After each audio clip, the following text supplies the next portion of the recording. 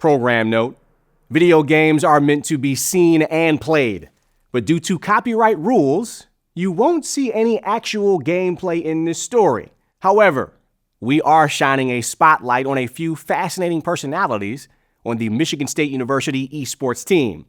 They give us a look at the preparation and passion that drive competitive gaming forward. This is the world of esports, and trust me, the action is just as intense off the screen.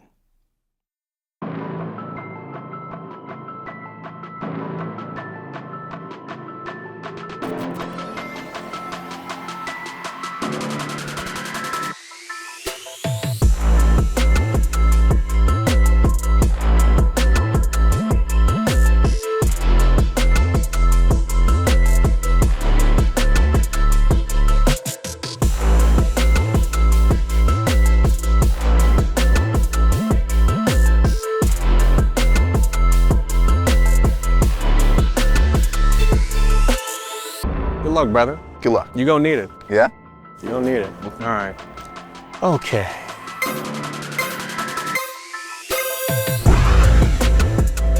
Oh, there we go. Look at that. All right. That was one of my goals, just to get a few hits in on you. Yeah.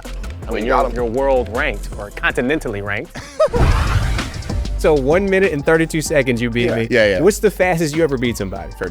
30 seconds? Yeah. How is that humanly possible?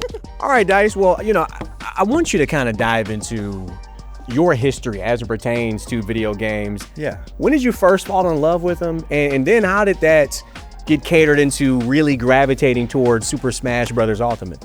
Well, to be honest, I've been playing games since I was like 3, I think, honestly. Why do you love this game so much? What is it about it? I love competition. I love to fight. I love getting to pick apart my opponent and figure out what makes things click. Chris Bilski is the director of esports at Michigan State University, which is one of over 200 U.S. colleges and universities that now offer scholarships for esports athletes. The type of scholarships offered vary from program to program. I think a lot of outsiders, when they hear that, oh man, you can get a scholarship at Michigan State to play video games, they think that it's like a full ride, right? So all of our students that are part of our program do receive a partial scholarship to Michigan State University. The highlights and the headlines tend to be those schools that offer, full rides, full tuitions, but that's not at all the norm when it comes to collegiate esports. When I first got here, we weren't considered a varsity program. Probably due to the success of all of our teams, we were scouted in a way to become a varsity program my sophomore year. And from then on, players received scholarships. Becoming varsity, we started traveling way more to different places across the country. So when you become varsity, you become recognized as like an official scholarship sport at the university. Yeah, basically. Now we're like an organized program that the staff actually manages. In addition to Michigan State, other universities across the mitten that have adopted esports include the University of Michigan, Eastern Michigan, Western Michigan, Davenport, and the powerhouse that is Northwood University, where the esports team has become one of the best in the nation, claiming multiple national championships. That kind of success for the Timberwolves is helping to fuel Bilski and his team at MSU. We want to be the best program in the Big Ten. Ultimately, if we can beat Michigan on a regular basis, if we can beat Ohio State, that's what we're looking to do with our program. And from there, yes, if we can be nationally competitive, if we can move up to the top of those rankings, that's just a bonus and cherry on top. And they are off to a pretty good start. The MSU Esports Super Smash Bros. Ultimate team taking home the championship in the inaugural year of Big Ten competition with all 18 universities. Meet Darian and Dan, known in the gaming world as Linus and Hawk. No, don't adjust your television. You are seeing double because these two twin brothers have been foundational pieces to the rise of MSU esports. And unlike many siblings, these two have a profound respect for one another. Better gamer in general goes to him. I think currently it's definitely him. Okay, so overall, Dan, you say your brother, and you say right now, Darian, it's Dan. You guys are both so kind, man. The two brothers are from Ypsilanti, Michigan, and were so engulfed in video game culture growing up that they entered tournaments as often as they could. When those tournaments started putting cash in their pockets, something clicked for them and their mother, Anna, who would drive the two across the state for competitions on the regular. There was one day after a pretty big tournament that I had done well at, I came home and told my mom I won like $800. And because that was most of the money I've ever won from the game at that point. She was like happy and excited, and she didn't know it was gonna be like that at all. Yeah, Mom began to fuel the interest of her two young boys, realizing that video games for them could be something more than just kids having fun. The compensation for winning the tournament, was that the light bulb moment for you? Like, oh, you get something for doing this? Because I'm driving them there. Shoot, was it every weekend? No, they had them like, the library like once. Seemed like I was driving you month. somewhere all the time. A lot of gas money, huh? I saw how great they were, and then people like would come up to me when I'm at the tournaments with them. They come up to me and say, "Are you Linus and Hawk's mom?"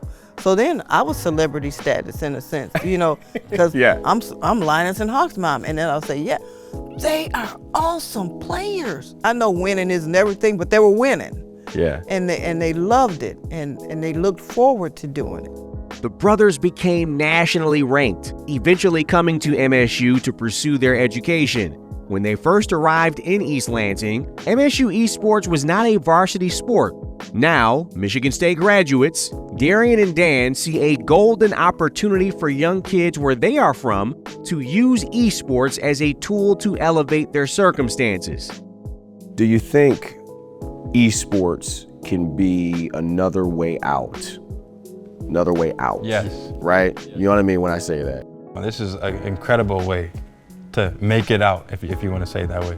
You don't need a special place to do this. All you need is the equipment. You know, like you don't need a field to practice in. You just need the computer or the system or the game or whatever. You can get good really fast, especially because there's resources online. And for those that scoff at the notion of esports being a sport, well, you may want to re-examine that.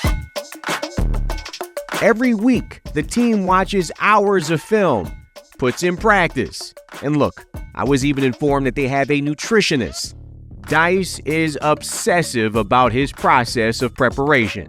How often are you studying? Is that an everyday thing where you're looking up, okay, you're going through every roster and you're making notes in a big notebook or something? Or how are you doing that? I do keep notes. I keep them on my phone, but like Tuesday, Wednesday, and Thursday are generally our practice matches. Jump in the air. See how slow you fall? I fall really fast. Oh, you do? You run a bit slower than I do. Okay.